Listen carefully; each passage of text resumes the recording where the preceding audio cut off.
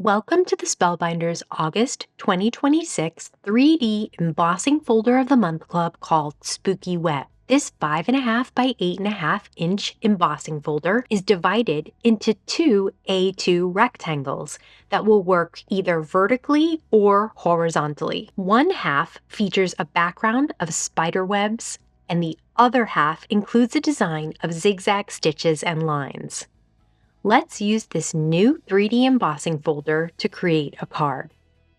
Start with two pieces of A2 sized Spellbinders cardstock like Lavender and Anchor cardstocks. Mist both pieces of cardstock using the Spellbinders Mighty Mister. Let the water soak in to soften up the cardstock, and then place each piece of cardstock on each half of the embossing folder designs. To create the Platinum 6 3D embossing sandwich, start with the platform base A. Place the embossing folder with cardstock inside on top of the platform. Then place the D adapter plate on top of that and run this sandwich through the die cut machine. The 3D embossing folder creates designs with lots of dimension and texture. Cut the Lavender spiderweb embossed cardstock down to 4 by 5.25 using the Spellbinders guillotine trimmer.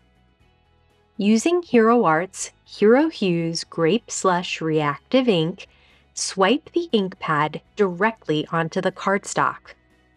The ink sits on the highest parts of the embossed image, making it really stand out from the background. Flip over the embossed cardstock and add tape runner to the back, and then adhere it down to an A2 piece of Spellbinders lilac cardstock. Create a ghost using the dies from the Press and Foil Plate of the Month Club and add dimensional foam squares behind it to adhere it to the card. Use black foam squares to add dimension behind a sentiment from this month's Stampin' Die of the Month Club that has been white heat embossed on Raven cardstock. Thank you for choosing Spellbinders Club Kits. Happy crafting!